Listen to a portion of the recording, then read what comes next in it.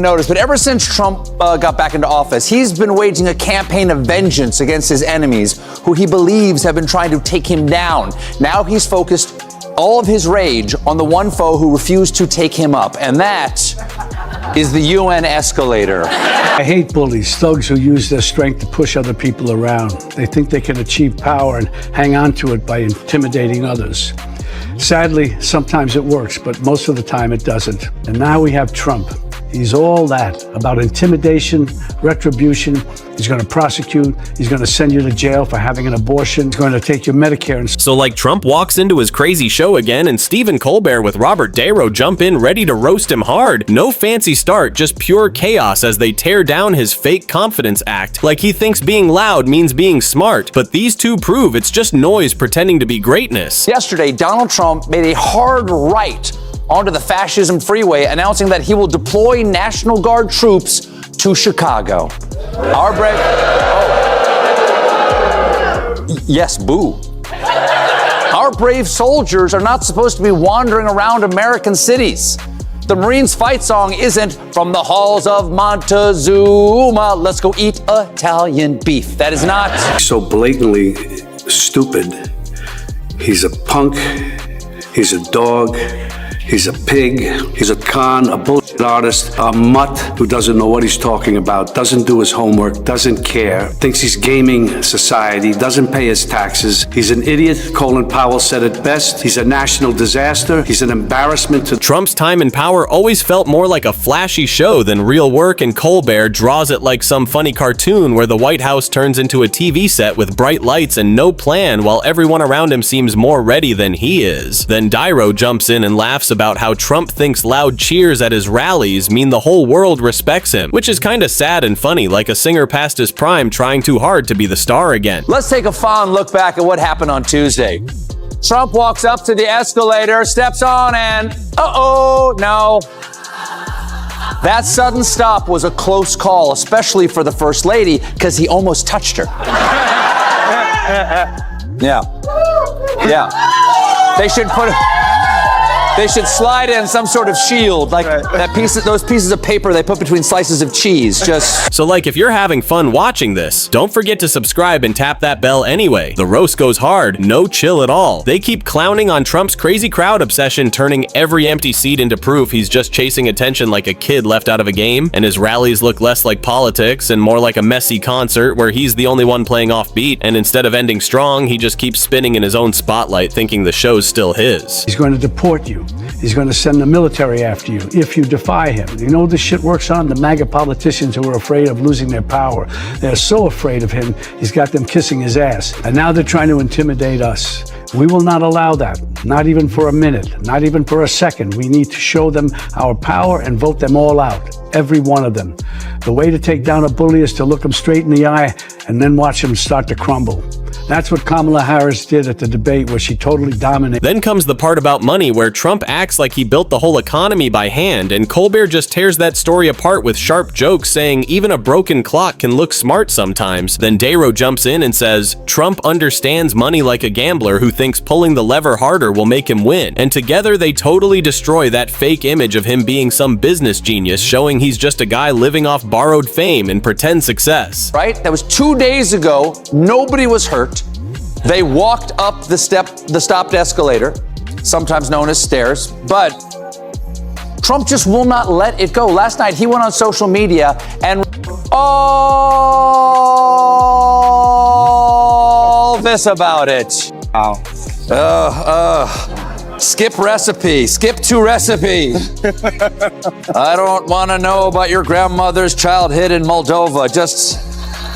how do you make borscht? I don't want to know. Then comes the foreign stuff where De Niro jokes about Trump's big talk deals turning them into funny stories about bad swaps, and Colbert finishes it off by calling his world trips comedy tours where friends sigh and enemies laugh behind his back, and it all feels like watching a clumsy tourist trying to act smart with a tiny guidebook turning serious politics into an old school comedy show. It makes me so angry that this country has gotten to this point, that this fool, this bozo, has wound up where he has. He talks how he wants to punch people in the face.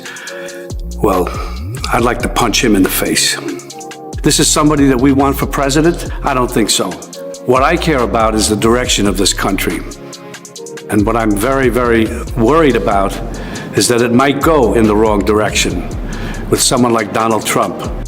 If you care about your future, vote for. No roast is really complete till they drag Trump's media obsession where Colbert jokes about how he eats up every headline like an actor waiting for reviews and freaks out when people aren't nice. Then Niro hits harder, saying he's like a man addicted to his own reflection, mad that the mirror won't lie for him. And together they show how he runs things, not by rules but by camera angles. Colbert calls him a confused director, yelling at actors then storming off when the show flops, and Niro makes it darker, showing how he treated serious disasters like photo shoots, smiling for the camera while everything around him fell apart, turning real pain into a weird kind of performance that was more sad than funny. In the post, he described his harrowing experience the day the escalator died.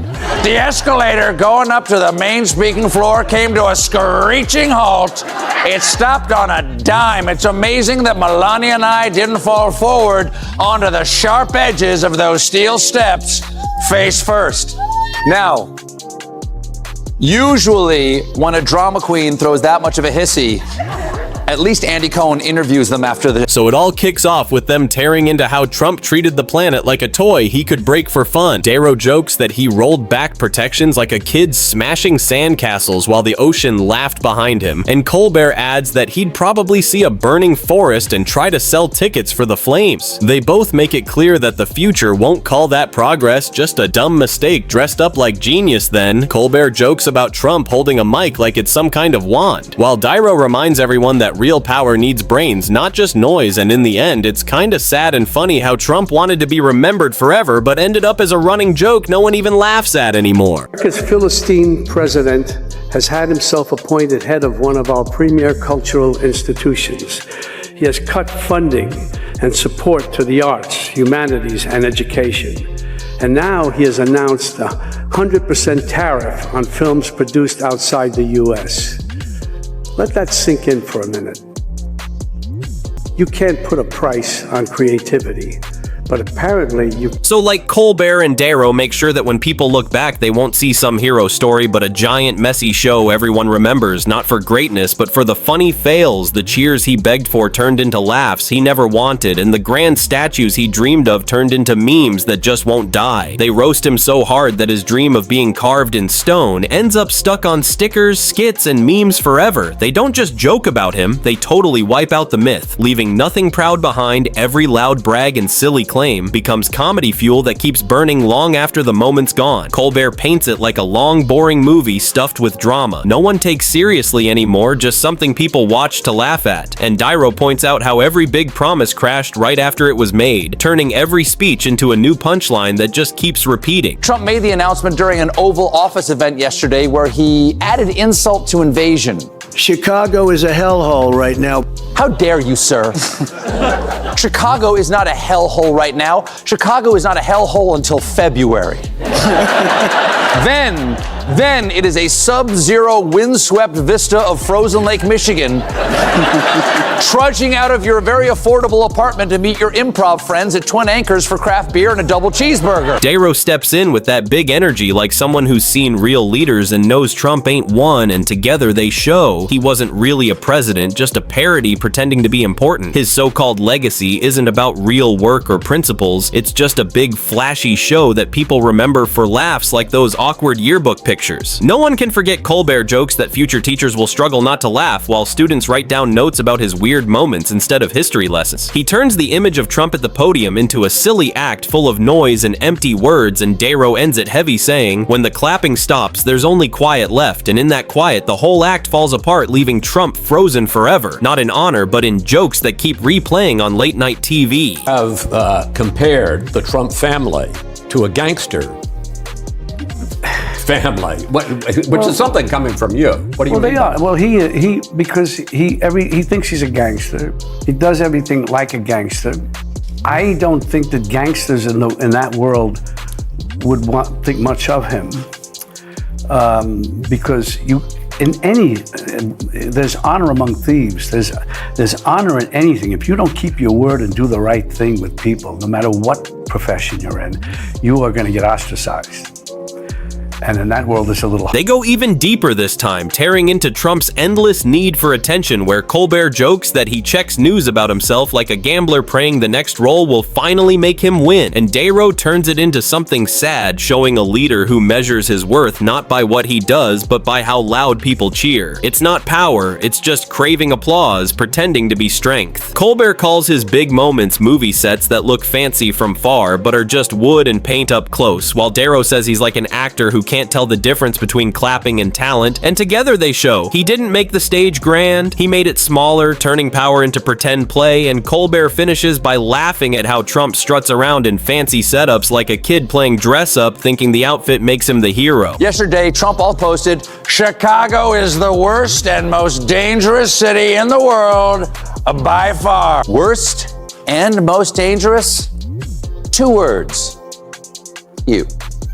They tear apart every bit of fake glory, showing how all those shiny symbols of power mean nothing when the person holding them doesn't understand what they stand for. Colbert and De Niro make it clear that Trump never wore that crown, right? It always looked too big and kept slipping off because it was never really his in the first place. Colbert comes in sharp and precise, using smart jokes that cut deep while De Niro hits harder, turning every weak spot into dust till there's nothing left standing. And together they create this crazy mix of humor and truth that feels less like a simple roast and more like a courtroom where every laugh is a confession and every joke is a sentence. By the time they're done, Trump doesn't look like some misunderstood leader. He looks like a cartoon drawn too big and too loud, stuck in a spotlight that won't turn off. He wanted to be remembered in marble with songs and speeches, but instead he's stuck glowing in neon lights as the world's longest running punchline. People don't quote his words for wisdom, they repeat them for laughs. His legacy isn't one of greatness or tragedy, it's pure absurd theater, the kind of endless joke that everyone knows by heart and yet still can't believe was ever real. So if you're loving the drama and the laughs, then hit that subscribe button, because Jacob Reports always drops the craziest takes and realest stories. You don't want to miss what's coming next.